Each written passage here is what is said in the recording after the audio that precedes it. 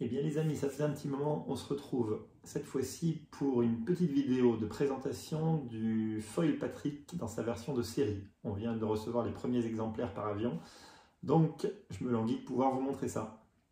Alors voilà, on a été livré comme d'habitude dans une housse mallette, comme on retrouve dans toutes les marques. Alors c'est une housse qui est assez imposante malgré tout, et dans laquelle on va retrouver tous les éléments du foil. Une petite planche d'autocollant pour faire de la pub, et tous les composants du foil. Donc effectivement là, on a un pack assez complet avec un certain nombre d'ailes. Donc on en a tout un paquet là, il y en a 4. Alors ça c'est parce que j'avais commandé tout ça, il y en a de mémoire 8 en tout dans la gamme. Bon, je n'ai pas pris les 8, mais là on va avoir des ailes de 900 pour la course racing et la remontée au vent dans pas de vent, 650 qui sera l'aile standard de slalom light, et puis les deux ailes de slalom à vent un peu plus fort, la 375 que j'ai eu l'occasion d'essayer dans le vent soutenu et qui est étonnante par sa portance, et la 450 qui va être notre aile la plus utilisée à mon avis. Voilà donc pour les ailes, on regardera ça plus en détail tout à l'heure. On a nos deux fuselages, nos deux stabilisateurs, excusez-moi. Donc le 195 que j'ai eu l'occasion de tester lors des premiers essais sur les prototypes, et un nouveau foil qui est un nouveau stab qui est le 160, qui paraît-il va être celui qu'on utilisera le plus. Ensuite on continue, bien entendu, la pièce maîtresse qui va être le mât. Donc ça c'est la pièce la plus importante du foil, la plus chère aussi d'ailleurs. Alors pour la petite histoire, ce mât il existe pour la configuration Patrick dans 4 versions différentes. Donc là on verra tout à l'heure, c'est le mât qu'on appelle S pour small, qui est le plus fin de la gamme et le plus raide. Donc c'est vraiment le mât de slalom. Et ensuite on va avoir les fuselages bien entendu. Alors la particularité c'est que cette housse elle s'ouvre sur le côté pour pouvoir récupérer les fuselages. Voilà, donc on accède en fait aux logements qui sont sur les côtés et qui permettent de sortir les fuselages. Alors on verra, moi j'en ai pris 3. J'ai pris 2 fuselages de 100, donc avec 2 positions de mât différents sur le fuselage, et un fuselage de 110 qui sera le fuselage pour remonter au vent. Alors on va regarder un peu plus en détail à quoi ça ressemble. Donc sur le fuselage, puisqu'on l'a dans la main, on retrouve en fait ce qu'on avait vu sur le prototype. On a notre fuselage, tiens, ça, il doit y avoir les vis à l'intérieur. Donc on a notre fameux fuselage avec la connexion propre à Patrick, où on va avoir un côté conique dans un sens, un côté conique dans l'autre. Donc je rappelle que ça permet de ne pas risquer de perdre le foil même si les vis venaient à se dévisser, puisque l'essentiel de la poussée étant vers l'avant, ça vient bloquer le fuselage sur le mât automatiquement. On retrouve sur l'avant les 3 vis M8, donc une connexion assez sérieuse, avec deux petits plots de positionnement. Et ça, on avait déjà ça sur le prototype. Et sur l'arrière, on retrouve nos 5 inserts, même 6, excusez-moi, qui vont permettre d'avoir 2 positions de stab sur le fuselage, une plus avancée, une plus reculée. Donc en fait, bon, je ne vous montre pas les autres fuselages, ils sont tous faits de la même façon. On a, par rapport à la version prototype, on a une anodisation qui est beaucoup plus profonde, qui est vraiment très très clean. Et cette fois-ci, on a des marquages, je ne sais pas si ça se voit à la caméra, qui vont nous permettre de savoir lequel on a dans les mains. Donc là, en l'occurrence, on a le 100 V2. Allez, on repasse au mât. On va regarder un peu comment ça se fait. Donc oui, vous avez vu que tous les éléments sont sous housse individuelle en plus de la mallette. Donc ça permet effectivement de pouvoir laisser les housses sur le foil monté pour le protéger quand on navigue pas. Donc la housse du mât, elle va s'ouvrir entièrement, ce qui permettra justement de la positionner sur le mât même quand celui-là est gréé sur la planche. Voilà, donc voilà la pièce. Donc là, on a effectivement le mât le plus performant de la gamme, et qui s'appelle le 95, quelque chose, 95S. Donc pour la petite histoire, je ne sais pas si vous vous rappelez, lorsque j'ai fait le test la première fois, c'est un mât qui est extrêmement fin dans cette partie-là, dans la partie basse en fait, à la fois fin en corde, un petit peu moins que l'Infinite, mais à peine, mais très fin en épaisseur. Et là, pour le coup, on est de mémoire aux alentours de 11 mm, ce qui est extrêmement fin. Sur la partie haute, au contraire, on a un mât qui est très large en corde pour avoir un maximum de rigidité et optimiser la stabilité du foil.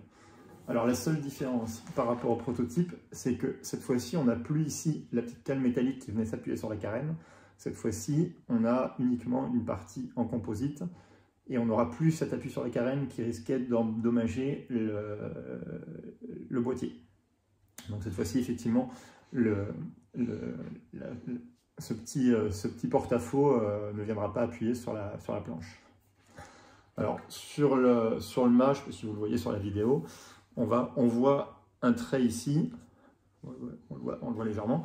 Alors c'est tout simplement une marque qui va permettre de situer la découpe si on souhaitait le transformer en boîtier Deep Tuttle standard,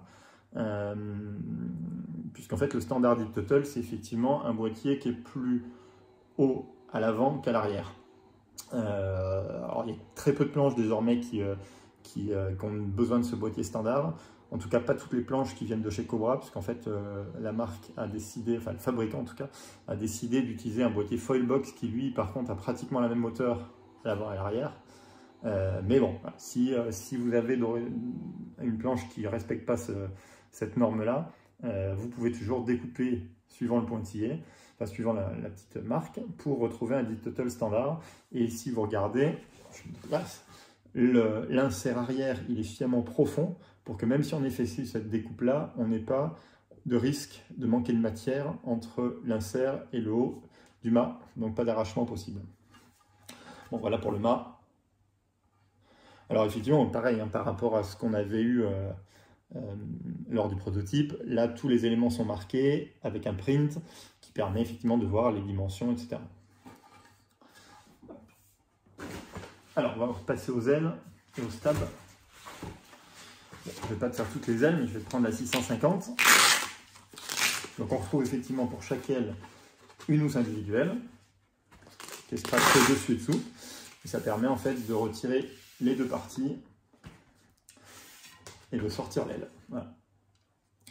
De la même façon, on a les marquages du logo de la marque, du nom du foil et, alors je ne sais pas si vous le voyez, sur celui-là, c'est pas très visible, on a le nom du foil et juste à côté, on a un DNA-H qui correspond à la construction des ailes et des pièces en carbone. En l'occurrence, le DNA-H est l'aile la plus rigide et il existe une autre construction un peu plus économique. Donc là, c'est le modèle effectivement le plus raide. Et contrairement à ce qu'on avait sur le prototype, sur la partie qui va se connecter au fuselage, on a toutes les inscriptions qui désignent la taille de l'aile, etc. Alors c'est plutôt assez bien vu, enfin, les inscriptions ne sont pas sur l'extrado de l'aile comme la plupart des marques, et donc lorsqu'on va procéder au ponçage pour préparer le foil, on n'effacera pas ces éléments-là. Après, je me doute qu'à force de le monter sur le foil, elles finiront par s'effacer sur le contact avec le fuselage, mais en tout cas, on ne viendra pas les poncer en préparant le foil. Alors oui, pour préciser les choses, toutes les pièces sont marquées SwissTech. Alors, soyons francs, rien n'est fabriqué en Suisse. Le foil est produit en Asie en termes de construction. Par contre, effectivement, comme la marque Patrick Dittel n'est passée en Suisse, tous les éléments sont marqués suisse. Et on verra, oui, effectivement, on a aussi le numéro de série qui se trouve ici, le numéro de série de l'aile. Alors, je remonte ça parce que c'est important. Toutes les ailes Patrick, elles se fixeront sur le fuselage avec 3 vis à 8, donc on est quand même sur des grosses vis. On avait un petit souci d'ajustement de ces vis sur le prototype. On avait les vis les têtes de vis qui dépassaient. Donc là, ça va être intéressant de voir s'ils ont résolu le problème et si cette fois-ci elles sont bien affleurantes. Allez, je finis par le stab. Voilà, donc on va prendre le plus petit parce que celui-là je ne le connais pas, je ne l'ai jamais vu encore. Donc là, c'est le stab de 160. Donc, de la même façon, on a nos deux parties de housse qui s'enlèvent. Et effectivement, voilà ce petit stab. Alors, c'est effectivement microscopique. C'est étonnant même de se dire que ça va stabiliser le foil, mais il paraît que ça fonctionne très bien. Donc, voilà, j'ai hâte de tester. Donc, même chose que les ailes. On a nos marquages au centre, les logos sur l'extrémité et notre nom de feuille et construction sur l'autre côté. Voilà, bon, on a la taille en 160 cm². Je vous laisse lire des petits détails. Warning, sharp edge. Effectivement, c'est bien affûté. C'est pas coupant, hein. Contrairement au prototype qui avait été préparé là, quand il sort brut de fonderie d'usine, c'est pas coupant, mais il y a de la finesse quand même, hein. Donc je vous garantis qu'on va essayer de se planter ça dans la jambe. En tout cas, c'est une jolie pièce, très bien finie. Et quelque chose que je n'avais pas vu également, on a deux petits plots de positionnement aussi sur le stab. Donc en fait, on a les deux vis, je ne sais pas si vous voyez les trous. On a les deux vis ici et deux petits plots de positionnement aux deux extrémités. Donc voilà pour la dernière pièce.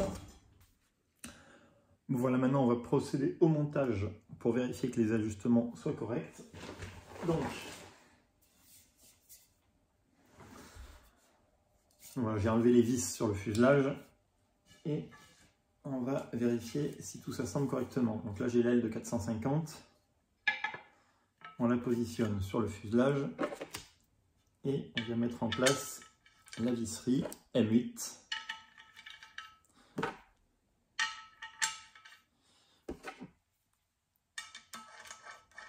Bon, jusque là ça se passe bien. Ça reste vis pratiquement à deux doigts. Donc ça veut dire que l'ajustement est quand même très correct.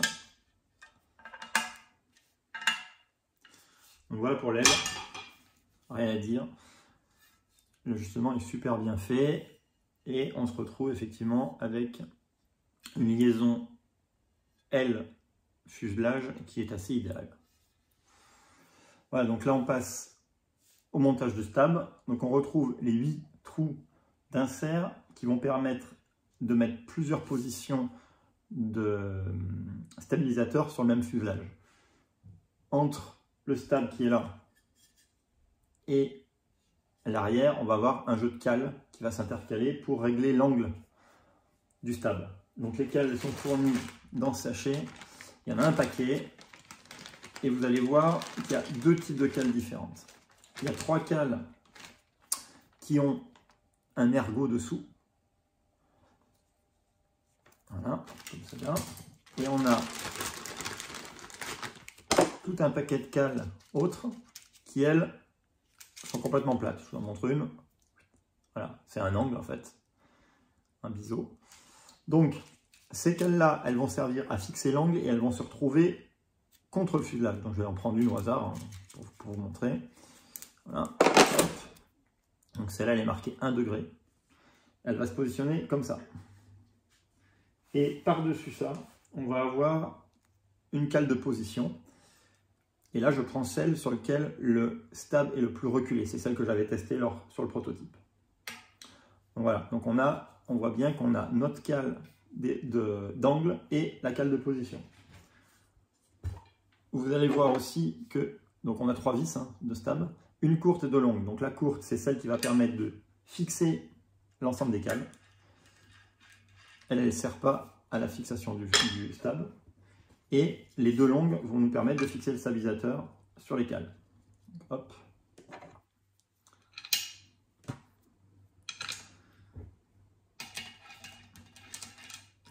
Pareil, ça se visse à 2 doigts.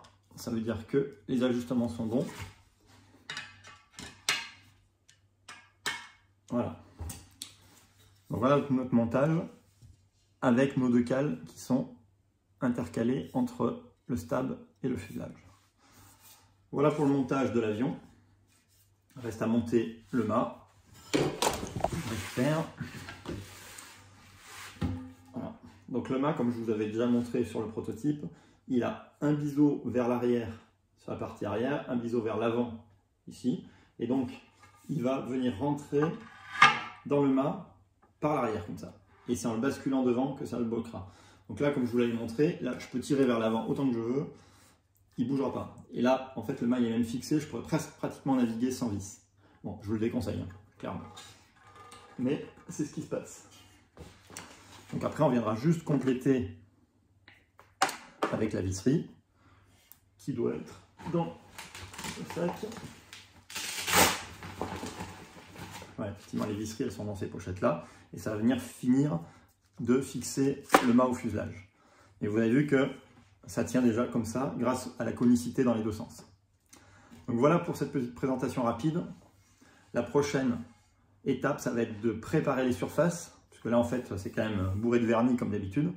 Et puis, on ira essayer ça sur l'eau, en espérant avoir quelque chose d'aussi bien, voire encore mieux que le prototype. À la prochaine pour cette étape-là.